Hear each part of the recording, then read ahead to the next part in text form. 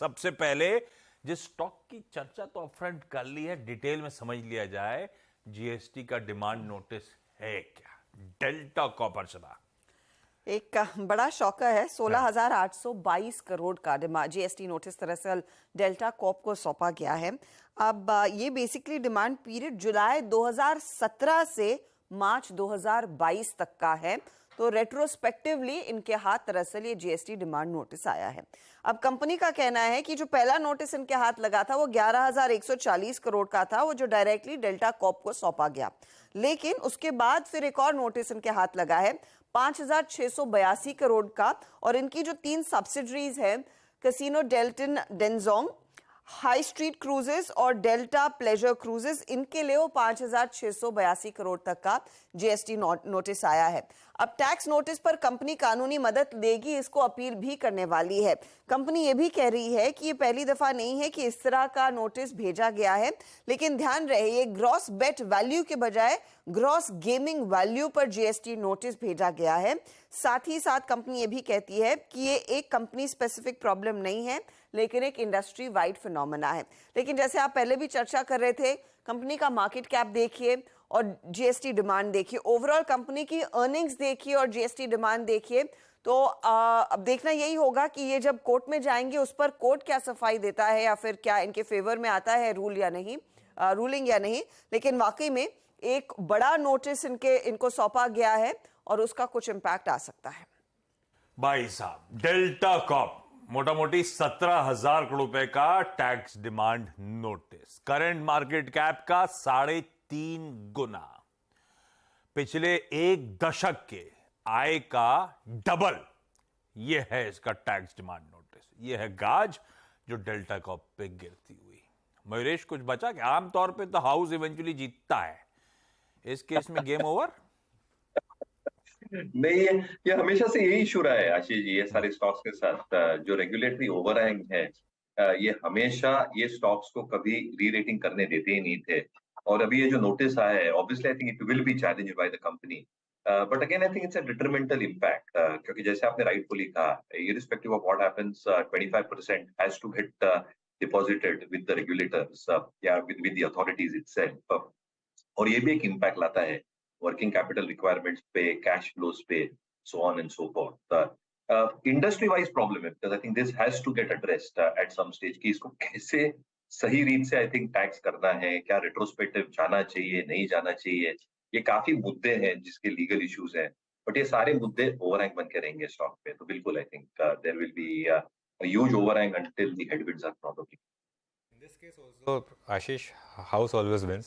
हाँ। But house इस case में सरकार है। इस में सरकार है, इस केस में ये नहीं है। लेकिन लड़ना भी केस है तो उसके लिए अपफ्रंट भुगतान तो करना पड़ेगा, पहले पैसा जमा कराना पड़ेगा। मेरे ख्याल से 25% होता है जो जमा कराना पड़ता है। बहुत मुश्किल होनी है डेल्टा कॉप के लिए। और इसकी चार्ट लेकर मैं जा रहा हूं सचिन के पास। सचिन, ये गिरते गिरते कहां तक जाने वाला है? देखिए आशीष जी, आई थिंक इस पर्टिकुलर खबर के आने के पहले ही यहाँ पर एक बेरिश इंपल्स एक्टिवेट हुई थी 2 महीने पहले, एंड मुझे लग रहा है इमीडिएट बेसिस पे जो इसका एक बेस बनाने का प्रयास था 160-170 जोन में, आई थिंक ये भी कहीं जाकर फेल हो रहा है। तो एक्सपेक्ट तो मैं यही कर रहा हूँ कि ये वीकनेस कंटिन्यूड ही रहनी चाहिए, एंड लगभग एक क्वार्टर का जो एक डाउनफॉल नजर आया है, मुझे लग रहा है वो क्यूमुलेट होके काफी महीनों तक कंटिन्यूड रहेगा। सो इमीडिएट बेसिस पे तो मुझे लग रहा है 170 जैसे ही टूट जाता है, 115 के पहले कोई मीनिंगफुल सपोर्ट नहीं है। तो अगर किसी की एग्जिस्टिंग शॉर्ट पोजीशन है तो मुझे लग रहा है अभी भी उसे राइड करना चाहिए। हर्डल्स काफी अच्छी तरह डिफाइंड है यहाँ पर। 180 190 जोन में एक प्रयास इसने किया था, वहां से वापस लिक्विडेशन आया था। तो स्ट्रक्चरली जब तक 190 के ऊपर एक वीकली बेसिस पे क्लोजिंग एस्टैब्लिश नहीं होती, तब तक इस स्ट्रक्चर में बदलाव नहीं होना चाहिए। एंड ऑन द कॉन्ट्ररी, जिस तरीके से फिलहाल न्यूज फ्लो है प्लस डेटा है, मुझे लग रहा है 115 तक की एक चाल जरूर बन सकती है। 175 पे खड़ा हुआ है, कहीं रुकेगा नहीं, 115 की कर रहा है तैयारी। 190 के ऊपर जब तक नहीं, वो तो छोड़ ही दीजिए, वो कंडीशन खत्म ही कर दीजिए, वो तो जाना ही नहीं है। इस समय तो दिक्कत इस तरह की आ गई है, इसके ऊपर एग्जिस्टेंशियल क्राइसिस है स्टॉक के ऊपर। एग्जिस्टिंग शॉर्ट्स वाले कंटिन्यू करें ये तो खैर शॉर्ट जिसके हैं उसकी तो चांदी है, वो तो होंगे नहीं। जो फंडामेंटली सब लॉन्ग करे हुए थे, वैल्यूएशन अट्रैक्टिव लगने लगे थे और डेल्टा कॉप की स्टोरीज बहुत अच्छी सेल होती थी। अब जहां मौका मिले सचिन, बेसिक आइडिया है निकल जाया जाए। 115 टूटा तो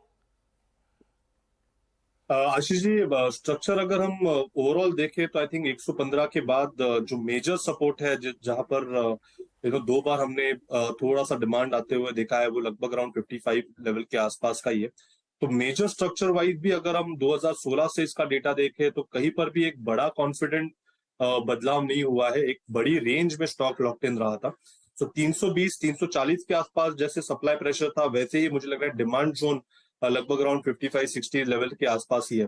तो इंटरमीडिएट लेवल जरूर 115 के आसपास है, बट मेजर सपोर्ट मुझे लग रहा है 55 के आसपास का ही है। तो यहाँ पर किसी के पोर्टफोलियो लॉन्ग्स भी है तो मुझे लग रहा है थोड़ा सा कॉशियस जरूर होना चाहिए एंड 100 के आसपास अपनी पोजीशंस को जरूर रिव्यू करें। इसके बाद फिर से पूछने जा रहा सचिन के पास, नहीं तो ये ऐसे टारगेट दे देंगे कि वोडाफोन आइडिया वो भी कॉम्प्लेक्स हो जाएगा। मैं नहीं जा रहा। 115 अगर वो टूटा तो भाई साहब 55 बहुत मुश्किल है। देखते हैं आज का बिहेवियर स्टॉक का। वायदा के कर्व में ध्यान रखिएगा डेल्टा कॉप। दूसरी इंपॉर्टेंट खबर आई थी बजाज